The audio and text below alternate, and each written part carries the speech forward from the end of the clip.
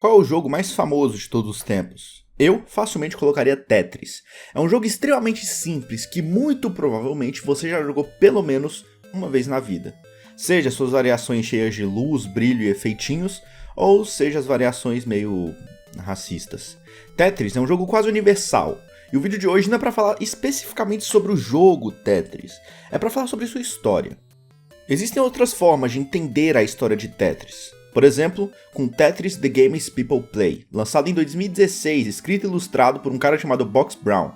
O material retrata, em forma de quadrinhos, a conturbada história da distribuição do jogo Tetris, envolvendo, por exemplo, acordos verbais e uma forte fiscalização da antiga União Soviética. Mas primeiro, Tetris é baseado em um jogo real chamado Pentaminó, criado lá em 1953 no Harvard Mathematical Club. Agora, como funciona esse jogo? Existem várias versões com várias regras, mas eu vou falar que eu conheço. Nós temos um quadrado e várias peças. Cada jogador tem uma rodada para colocar uma peça dentro do quadrado. Perde a partida aquele jogador que não consegue mais encaixar uma das suas peças dentro do quadrado. Extremamente simples. Esse jogo era um dos favoritos do programador russo chamado Alexei Pajitnov, que trabalhava no Centro de Computação da Academia Soviética de Ciências, um centro de pesquisa e desenvolvimento em Moscou que era criado pelo governo. Alexei queria transformar Pentaminó em um jogo de computador, mas acabou fazendo algumas mudanças muito importantes. Primeiro, ele queria que as formas geométricas caíssem de cima, como se estivessem caindo em um copo.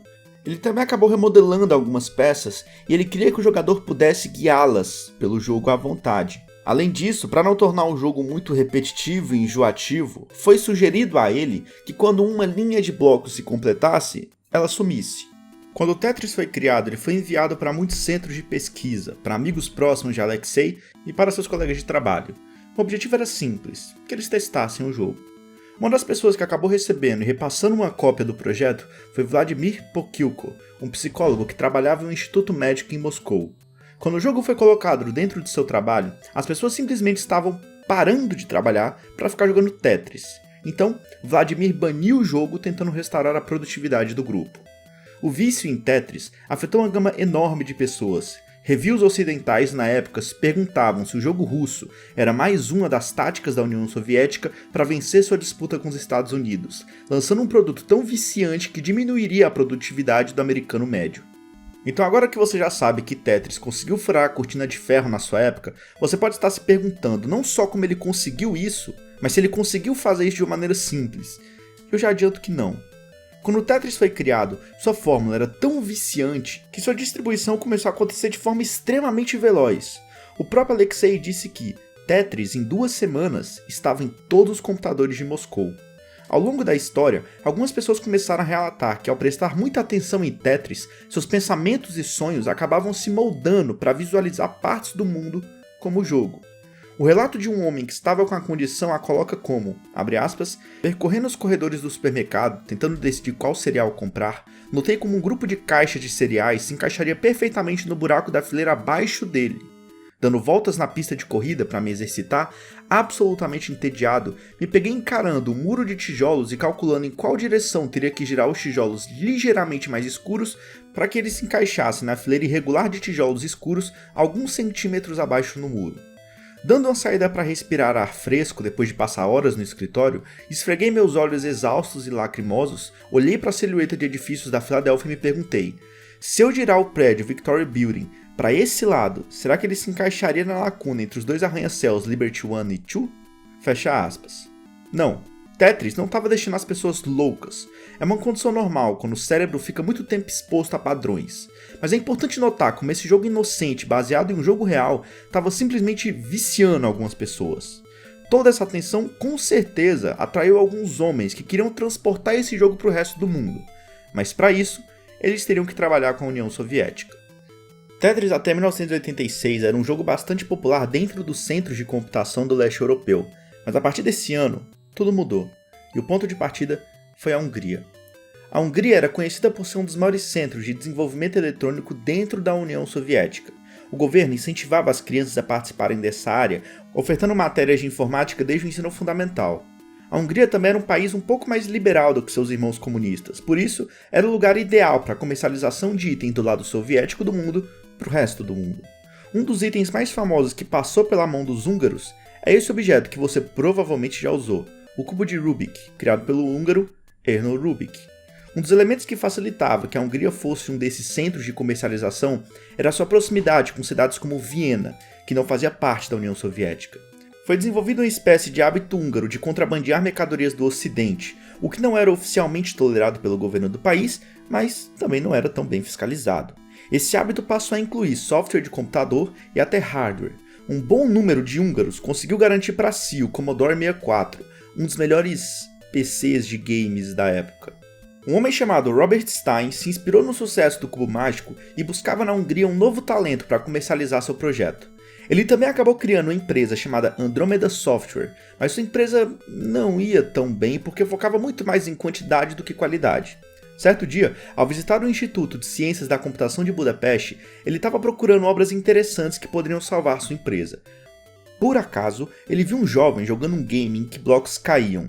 Ele perguntou o que era aquilo, mas eles disseram que era idiotice. Mas ele ficou com aquele joguinho na cabeça e acabou voltando àquela sala e finalmente experimentou o jogo. Ele simplesmente não conseguia parar. Stein rapidamente se ofereceu para comprar o jogo, mas os húngaros foram bem íntegros e revelaram a verdade. O motivo pelo qual eles não queriam lhe mostrar o jogo é que essa versão de Tetris era uma adaptação da versão original e que para comprar o jogo ele teria que negociar com os russos. Repare, não era negociar com Alexei, era negociar com os russos, porque o governo entendeu que, como o jogo estava sendo feito em horário de trabalho usando os computadores que pertenciam ao Estado, então o jogo era deles. Usando a máquina Telex, Stein e Alexei começaram a se comunicar com bastante dificuldade, já que o russo falava pouco inglês e uma série de permissões tinham que ser dadas para que ele respondesse qualquer mensagem de Robert Stein. Sua mensagem para Stein foi um simples "estamos interessados na proposta e gostaríamos de ter um acordo". Perceba que até esse ponto não existia realmente um acordo. Era simplesmente uma mensagem trocada entre ambos para iniciar as conversas. Alexei era calmo porque tinha medo do que o governo pensaria se ele tentasse vender Tetris por debaixo do tapete. Mesmo com isso, Stein não foi impedido de começar a negociar o jogo com publishers ao redor do mundo. Todos sabiam que Tetris era viciante e era um bom negócio, mas era difícil comercializá-lo, porque ele não tinha absolutamente nada que os outros jogos da sua época tinham. Então, Stein acabou fechando o negócio com a empresa que restou, a editora Mirrorsoft. Seu dono também era acionista de uma editora americana chamada Spectrum Rollabyte.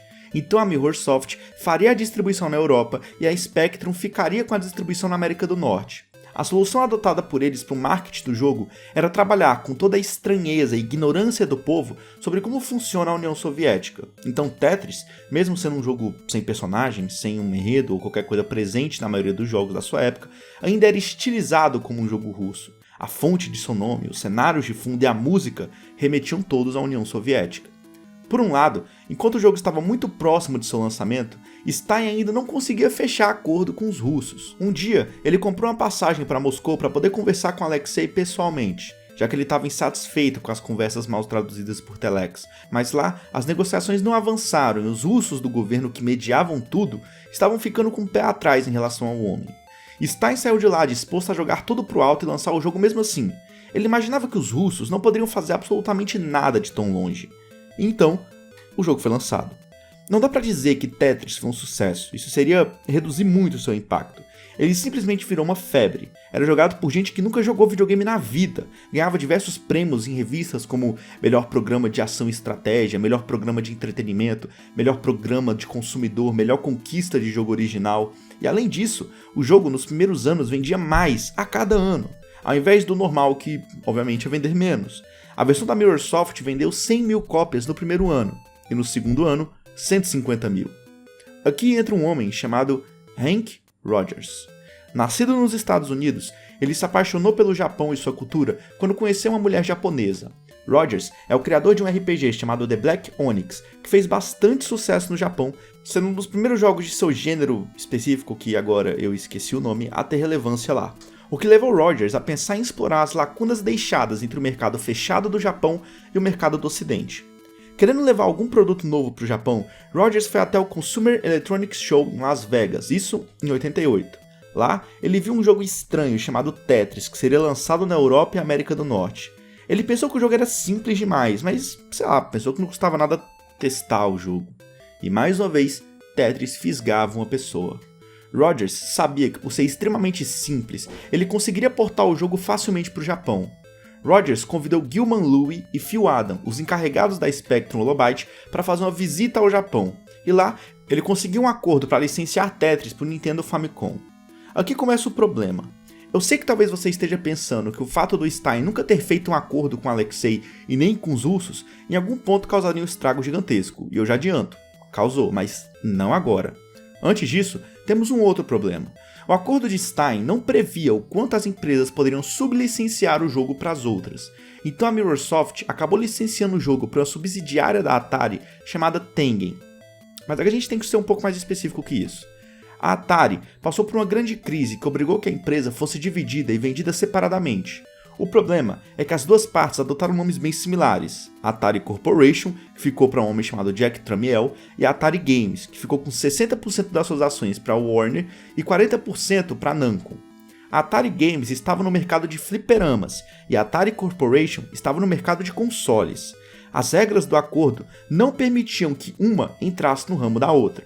Por isso, a Atari Games teve que criar uma subsidiária chamada Tengen para conseguir entrar no mercado de consoles, que crescia cada vez mais. Nesse ponto, houve uma jogada de mestre feita por um homem chamado Hideyuki Nakajima, o chefe da Atari Games e, subsequentemente, o cara que dava as cartas para Tengen. Ele percebeu o potencial de Tetris e também viu sua equipe viciada no jogo.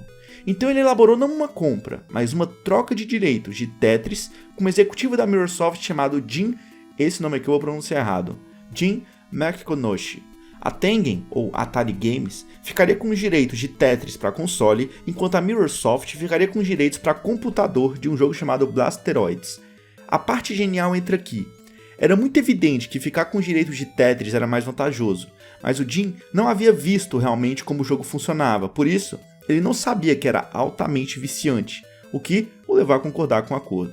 Simultaneamente, a Atari Games foi diretamente no Robert Stein para adquirir os direitos de arcade, até então não vendidos. Moldando o Tetris ao seu modelo de negócio normal, eles planejaram lançar o jogo de arcade primeiro, deixando ganhar reconhecimento, para então trazê-lo para o Nintendo Famicom em 1989. O problema é que Hank Rogers também comprou os mesmos direitos, então quando Gilman Louie, que junto com Phil Adam eram os responsáveis pela Spectrum, ligaram para Jin, eles ficaram sabendo da merda, e como a Mirrorsoft era mais forte que a Spectrum por ter feito o primeiro acordo com Robert Stein, então os caras da Spectrum tiveram que ceder.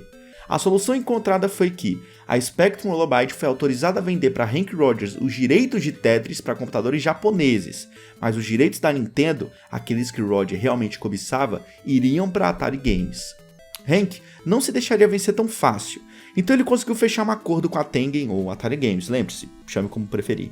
Ele faria sua versão de Tetris, que seria enviada para a Atari, que seria enviada para a Mirrorsoft e assim por diante até chegar em Moscou, e se todos eles aprovassem, então sua versão seria lançada e vendida nos consoles da Nintendo. Ele juntou um grupo de desenvolvedores, fizeram um jogo que recebeu a aprovação e então foi lançado no Japão em 1988.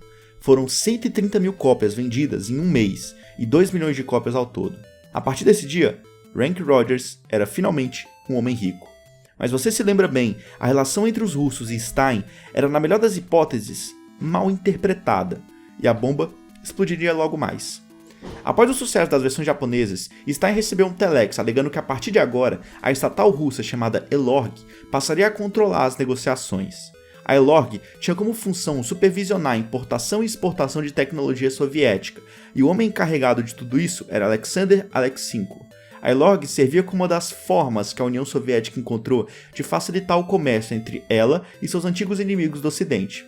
Certo dia, Alexander foi ao Centro de Computação de Moscou e ficou sabendo de um cara chamado Alexei Pajitnov que ele estava negociando um jogo diretamente com um cara da Inglaterra chamado Robert Stein.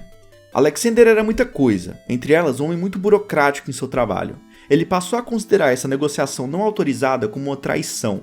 Então ele tomou controle das negociações e foi discuti-la diretamente com Robert Stein. Eles conseguiram chegar a um acordo e finalmente Stein não estava mais agindo com mensagens enigmáticas e interpretativas. Agora o seu negócio estava 100% na legalidade dentro da Rússia. Mas os problemas surgiram. Como o jogo tentava colocar várias imagens que faziam alusão à União Soviética, eles às vezes colocavam algo que não era exatamente uma homenagem positiva, mas que era tão vago que poderia ser visto como uma provocação. Um jovem alemão chamado Matthias Rust conseguiu penetrar no espaço aéreo soviético e pousar seu avião simples na Praça Vermelha. E o Tetris da Mirrorsoft e da Spectrum colocavam o mesmo avião na tela inicial do jogo, o que Alexander não via como uma homenagem bonita, mas sim como uma falta de respeito e uma forma de humilhar a União Soviética. Houve também um segundo problema, envolvendo dinheiro. Todos os royalties que chegariam à União Soviética viriam de Robert Stein, já que ele era a ponte que ligava esses dois mundos. Mas Alexander reclamava que o dinheiro não chegava, mesmo quando ele descobria que Tetris era o jogo mais vendido em muitos mercados por aí. Stein tentava acalmá-lo, dizendo que o dinheiro demora mesmo para cair, mas uma hora cairia.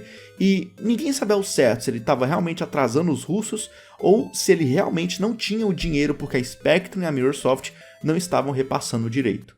O terceiro problema foi com questão de direitos. Até o momento, os russos pensavam que os únicos direitos vendidos eram os de console.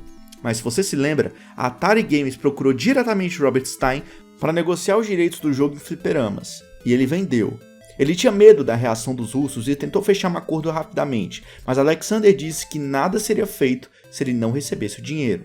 Stein sabia que se os russos descobrissem as máquinas de fliperama com o jogo, ele poderia entrar em problemas muito grandes, mas ele torcia para que o isolamento deles os mantivesse cego em relação a isso, mesmo que as máquinas de Tetris estivessem prestes a sair das fábricas. A Atari levou um protótipo da sua versão Flipper para uma feira comercial nos Estados Unidos. Nessa feira estavam dois nomes extremamente importantes para a Nintendo no país, o presidente Minoru Arakawa e seu ajudante Howard Lincoln. Eles também foram fisgados por Tetris, mas algo mais impressionante nasceu. A sede da Nintendo estava trabalhando em um novo projeto. Eram 46 pessoas envolvidas e apenas nomes muito importantes dentro da empresa e dos círculos dela tinham conhecimento dele, incluindo, óbvio, o presidente da Nintendo América. O projeto se chamava Game Boy, e como era um console mais simples, ele precisava de jogos mais simples. Eu acho que você já entendeu onde eu quero chegar. Tetris era o jogo perfeito. Por um outro motivo também. Não havia mercado para videogames portáteis na época, o que significa que não existia nada que impedisse a Nintendo de comprar os direitos de Tetris para uma versão portátil. Na verdade tinha. Porque Rank Rogers, morando no Japão, era bem próximo de homens muito poderosos na Nintendo, e por isso, ele sabia do projeto Game Boy. Ele foi até Stein e ofereceu $25 mil de adiantamento pelos direitos do jogo em portáteis, mas Stein estava cada vez mais preocupado com os russos. Alexander havia sido retirado do caso envolvendo Tetris e dado lugar a um homem muito mais perigoso chamado Nikolai Belikov, que não aceitaria nenhum acordo enquanto os pagamentos de royalties não fossem feitos. Rogers estava ficando insatisfeito com a demora de Stein para aceitar sua proposta e decidiu quebrar o muro, indo ele mesmo para Moscou negociar com os russos. Também desconfiando de Stein, Kevin Maxwell, um membro muito importante no conselho da Mirrorsoft, resolveu ir a Moscou também em nome tanto de sua empresa quanto da Spectrum. O erro de Rogers foi se meter em um lugar que ele não conhecia. A lei ainda exigia que qualquer reunião de cidadãos soviéticos com estrangeiros fossem aprovadas com antecedência pelo Estado. O próprio Rogers estava na União Soviética com visto de turista, o que significa que até mesmo discutir negócios durante a viagem era tecnicamente legal. Mas Nikolai era um homem muito inteligente e sabia que uma reunião com essa terceira parte poderia ser benéfica para ele. Por isso, ele mexeu uns pauzinhos e fez uma reunião oficial com Rank Rogers. E as negociações teriam um convidado de honra, Alexei Pajnov. Hank negociava muito melhor que Stein. Ele não tentava bajular Alexei nem tratar os russos como idiotas. Ele genuinamente queria vender algo. Comportamento que Nikolai achava agradável e comportamento que Alexei achava admirável. A amizade entre os dois continua inclusive até os dias de hoje. Sobre suas conversas, Alexei destaca que Hank era diferente porque não me ofereceu nada e não pediu nada. No dia 21 de fevereiro de 1989, a história estava sendo feita. A Bulletproof Software, a empresa de Rank Rogers, era agora a detentora dos direitos mundiais exclusivos de Tetris. Stein havia sido descartado, pelo menos durante um período curtíssimo de tempo, porque Hank puxou uma versão de Tetris feita pela sua empresa para o Nintendo Famicom, mas os russos notaram que aquele não era o mesmo Tetris da Mirrorsoft e da Spectrum. E como eles não conheciam as vendas por fora que Stein fez, eles achavam que Rogers estava pirateando o software. Mirrorsoft sublicenciar partes de seus direitos aparentemente nunca foi dito aos russos, e convenientemente, não foi mencionado por Stein. Se você se lembra bem, para lançar sua versão no Famicom, Rogers teve que ter a aprovação da Microsoft, da Andromeda, desenvolvedora do Stein, da Atari e dos russos. Então ele estranhou o fato dos homens naquela mesa não saberem de sua versão. E eles realmente não sabiam. O Tetris de Famicom nunca havia sido aprovado por ninguém. E o pior, eles não sabiam que Stein estava vendendo versões de fliperama também.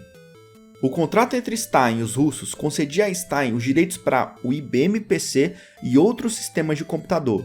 Não ficou claro se os sistemas de computador deveriam incluir consoles ou se Stein simplesmente esticou os conceitos para poder cobrir essas áreas. Rogers sabia das imprecisões do contrato e viu uma oportunidade de ouro. Era mais fácil ele se aliar aos russos do que se aliar a Stein, então ele puxou um cheque, preencheu com $40 mil, que seria mais ou menos os royalties que os russos ganhariam com as versões do Famicom, e pediu perdão.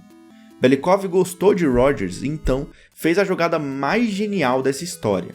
Se o problema era uma má interpretação do contrato, então basta deixar tudo esclarecido. Ele chamou Stein para uma reunião e colocou um contrato em sua frente. Segundo ele, esse contrato deveria valer como um contrato válido e basicamente tratava das multas por atraso de pagamento dos royalties. A jogada genial de Belikov foi inflar muito o valor das multas para que Stein só prestasse atenção naquilo. E não deu outra. No outro dia, ele chegou puto com um contrato horrível em sua frente, e Belikov concordou em reduzir as taxas de atraso. Stein então assinou o pior contrato de sua vida, porque agora, esse novo contrato que era o válido e descartava o contrato anterior, especificava o que eram sistemas de computador referidos no antigo contrato, sendo eles, abre aspas, computadores PC que consistem em processador, monitor, unidade de disco, teclado e sistema operacional. Ao perceber a merda que ele havia feito, o Stein educadamente chamou o Belikov de filho da puta. No decorrer de uma quinzena extraordinária, Belikov havia remodelado completamente o estado de Tetris como entidade comercial.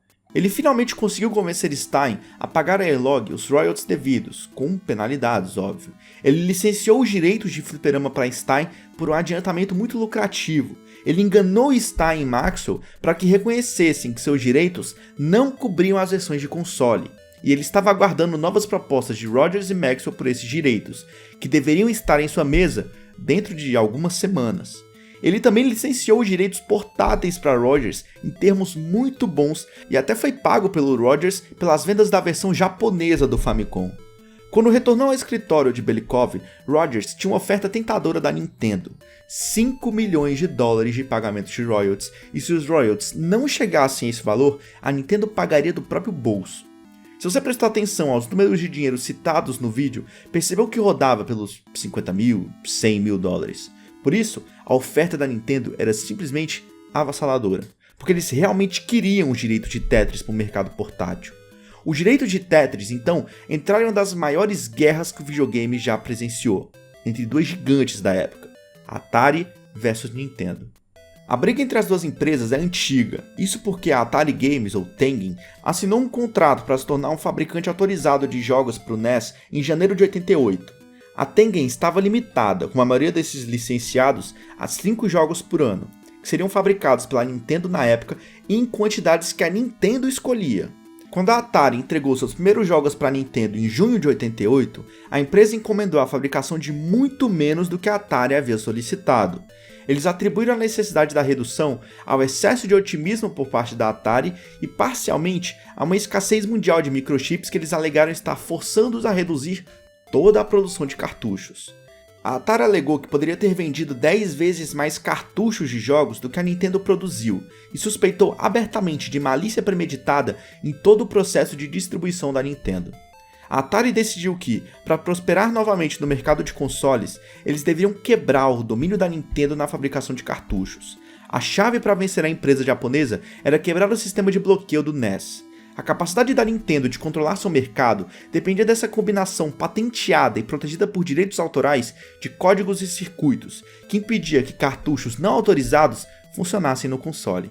Se a Atari pudesse desenvolver uma tecnologia contra bloqueios a partir do zero, sem fazer uso de nenhum esquema ou documentação da Nintendo, seus advogados acreditavam que estariam legalmente livres para produzir seus próprios jogos da Nintendo na quantidade que desejassem e sem pagar à empresa uma taxa de licenciamento habitual. Mas como fazer isso? A melhor forma era trapaceando.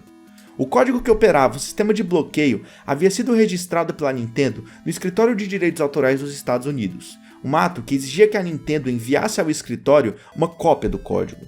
Ali era guardado a 7 chaves, inacessível a terceiros, exceto sob uma condição. Se a Nintendo tivesse acusado a Atari de violar seus direitos autorais sobre o código, os advogados da Atari poderiam solicitar uma cópia para defender seu cliente. A Nintendo não tinha feito nada disso. No entanto, a Atari apresentou uma declaração juramentada ao Escritório de Direitos Autorais em relação a um processo legal supostamente prestes a começar, para o qual era necessária uma cópia do código.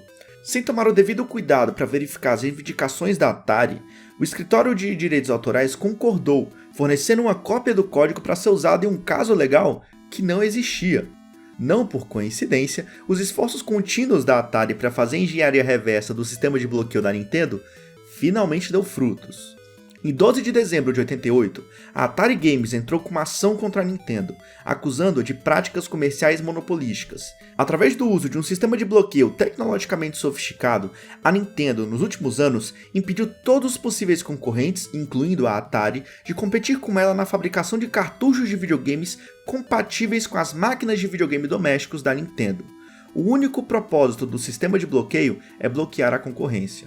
A denúncia também registrava o estrangulamento da Nintendo no fornecimento de cartuchos de jogos de terceiros.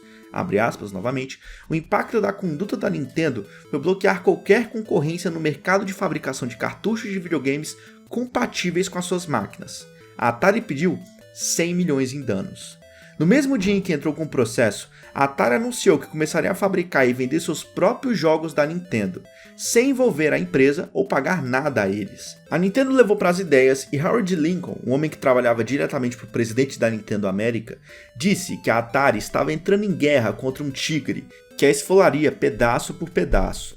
Eles entraram com um processo alegando quebra de contrato por renegar o acordo existente da Tengen para vender cartuchos autorizados da Nintendo e violação de marca registrada, por imprimir o logotipo da Nintendo na embalagem não autorizada da Tengen. E também acusaram a Atari de violação de patente do sistema de bloqueio do NES. Além disso, a Nintendo ameaçava varejistas que não cooperassem com ela. Isso era ilegal, mas o que não era ilegal era a Nintendo inventar uma desculpa para os jogos não chegarem às lojas, como por exemplo, o navio afundou, sumiu, foi para casa do caralho e etc. A Atari também estava usando a mídia, criando a narrativa de que ela era uma pequena empresa que estava tentando lutar contra o império da gigante japonesa que dominava 70% do mercado. E a mídia abraçou. Em 31 de janeiro de 89, a outra Atari, a empresa de computadores domésticos administrada por Jack Tramiel, entrou com uma ação contra a Nintendo, pedindo que esta fosse forçada a pagar a quantia de 250 milhões de dólares em danos. Dessa vez, estava em questão a política da Nintendo de exigir que muitos licenciados não portassem seus jogos para outros sistemas por 2 anos a partir da data da sua primeira aparição no NES. Essa política, afirmou a Atari de Tramiel, era um abuso do quase monopólio da Nintendo no mercado de videogames e, portanto, uma violação das leis antitrust. As duas Ataris estavam pressionando o tigre, sendo as duas empresas mais corajosas para fazerem isso. De propriedade de Robert Stein em sua totalidade apenas um mês antes, os direitos de Tetris agora haviam sido fatiados e cortados de uma pilha inteira de partes distintas. Os direitos do jogo de computador eram da Mirrorsoft na Europa, e através da Mirrorsoft eram da Spectrum Holobyte na América do Norte, e da Bulletproof Software no Japão. Os direitos do fliperama eram da Atari Games na América do Norte e Europa, e por meio da Atari, da Sega no Japão. Os direitos mundiais do portátil estavam com a Bulletproof, que planejava usá-los para permitir que a Nintendo empacotasse uma cópia de Tetris com cada Game Boy vendido, quando o novo videogame chegasse à América do Norte em mais ou menos 6 meses. E agora, como resultado dessa última rodada de negociações, os direitos do console não japonês pertenciam diretamente à Nintendo. Os direitos do console japonês pertenciam à Bulletproof. Virou simplesmente uma bagunça.